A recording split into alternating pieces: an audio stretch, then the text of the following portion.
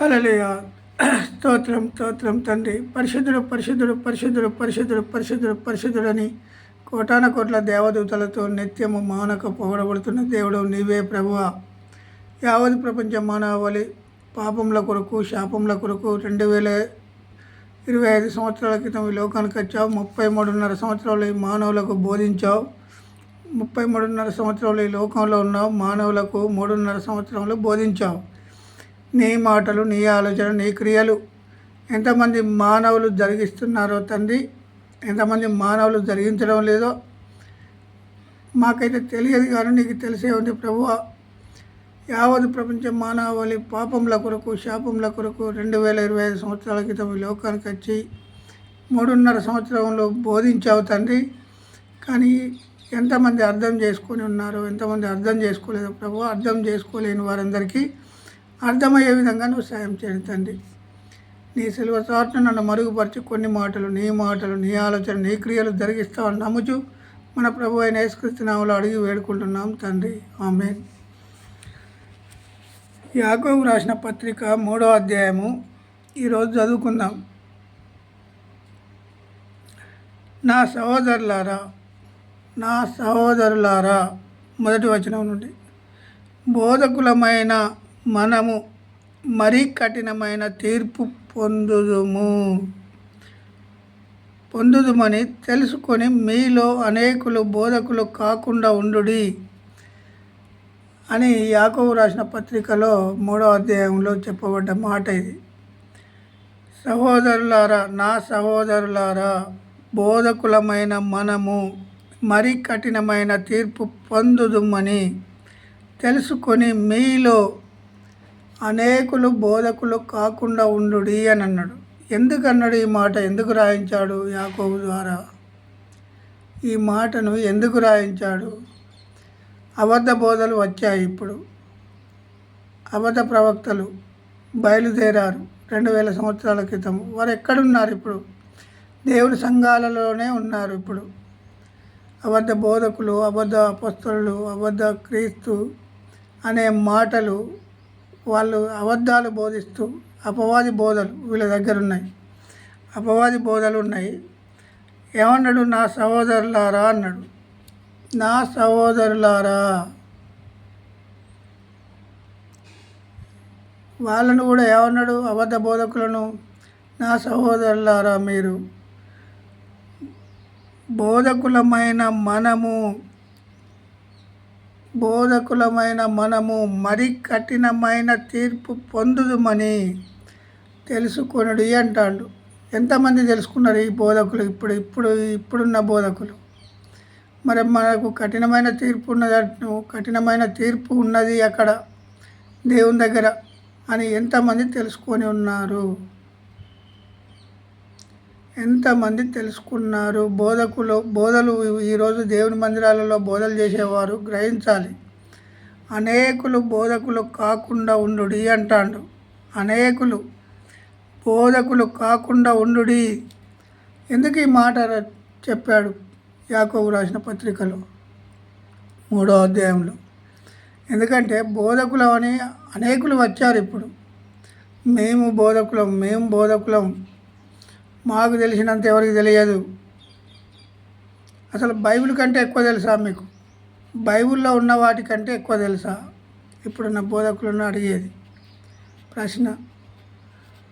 బైబిల్లో ఉన్నదానికంటే ఎక్కువ తెలుసా?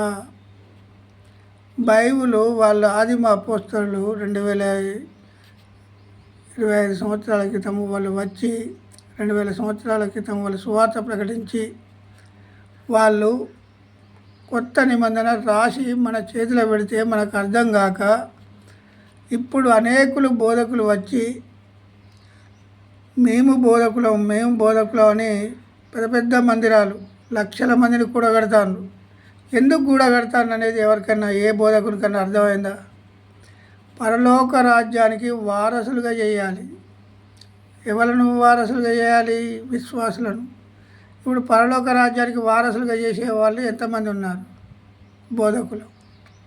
ఈ లోక సంబంధమైన బోధలు చేస్తూ, శరీర బోధలు చేస్తూ కాలం గడిపే బోధకులు వచ్చారు. ఇప్పుడు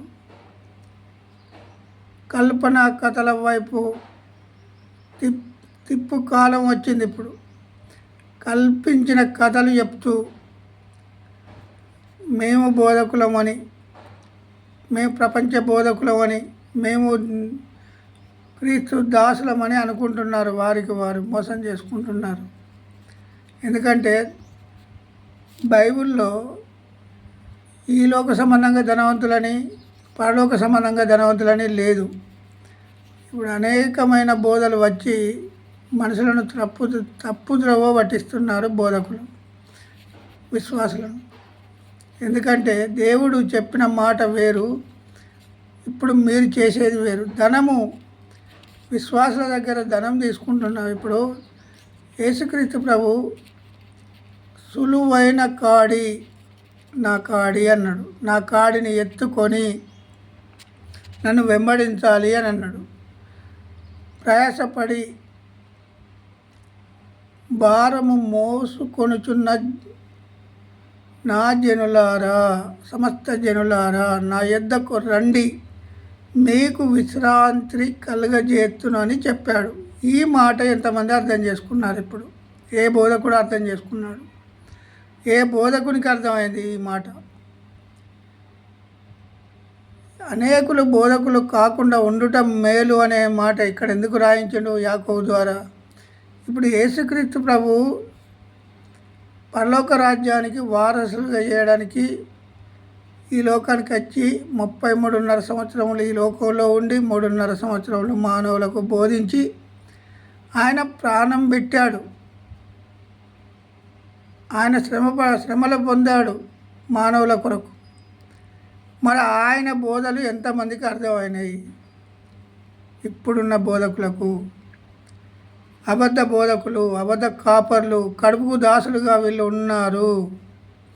కడుపుకు దాసులైతే వీళ్ళ కడుపే వీరి దేవుడు అని ఫిలిప్పీలకు రాసిన పత్రికలో ఉంటుంది. వీరి కడుపే, బోధకుల కడుపే వారికి దేవుడు. మరి కడుపే దేవుడు అన్నప్పుడు మరి బోధ ఎందుకు చేసి జనాన్ని మోసం చేయాలి? ఎక్కువ జనం వచ్చిన కాడనే మోసం జరుగుతుంది. ఎక్కువ జనం రాని కాడ మోసం ఎందుకు జరుగుతుంది? మోసాలు చేసేది ఎంత ఎక్కువ జనం వస్తే అంత మోసం చేయవచ్చు మానవులను. దేవుడు ఎవరిని మోసపుచ్చలేదు కదా. యేసుక్రీస్తు ప్రభు సిలువేసేటప్పుడు ఎంతమంది ఉన్నారు ఆయన దగ్గర? ప్రియమైన శిష్యుడు యోహాను గారు, తల్లి అయిన మరియా, వారు ఇద్దరే ఉన్నారు. తక్కిన శిష్యులు కూడా ఎవరు లేరు ఆడ. అంటే పారిపోయారు. అంటే వారు లేరని నేను చెప్పడం కాదు. ఎందుకంటే ఈ బైబిల్లో ఉన్న మాటలు అర్థం చేసుకోవాలి అంటున్నా. బైబిల్లో ఉన్న మాటలు ఎవరికి అర్థం కాలేదు. ఇప్పుడు అనేకులు బోధకులు కాకుండా ఉండటం మేలు అని అన్నాడు. ప్రయాసపడి భారము మోసుకొనుచున్నావు సమస్త జనులారా, నా యొద్దకు రండి, మీకు విశ్రాంతి కలుగజేస్తును అన్నాడు. ఇప్పుడు భారం ఎత్తుతాండ్రు ఇప్పుడున్న బోధకులు. ఏది? జనాల విశ్వాసుల మీద. ఆయన భారం దించాడు, వీళ్ళు భారం ఎత్తుతున్నారు. ఇప్పుడు భారం ఎత్తి ఎత్తి ఎత్తి ఎత్తి ప్రతి వారం భారం ఎత్తితే కొంతమంది వెనకకు పోయిన వాళ్ళు ఉన్నారు. వారి లెక్క ఎవరప్ప చెప్పాలి? వారి లెక్క ఎవరప్ప చెప్పాలి? ఇప్పుడు సంవత్సరాలు బోధిస్తాను. 30 సంవత్సరాలు, 40 సంవత్సరాలు, 35, 25, 20, 15, 10 సంవత్సరాలు బోధిస్తూనే ఉన్నారు. ఇప్పుడున్న బోధకులు ఎంతకాలం బోధిస్తే వాళ్ళు ఉత్తీర్ణులు అవుతారు పరలోక రాజ్యానికి వారసులుగా?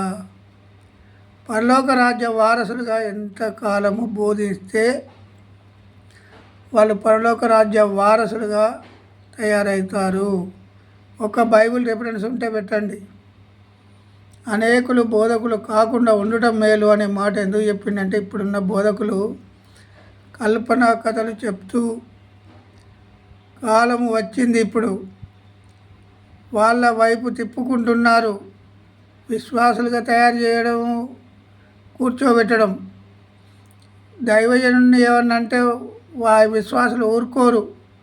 మరి దైవజనుడు ఏమైనా పరలోక రాజ్యం తీసుకుపోతాడా? తీసుకుపోడు. మరి ఎవరి ద్వారా పోవాలి?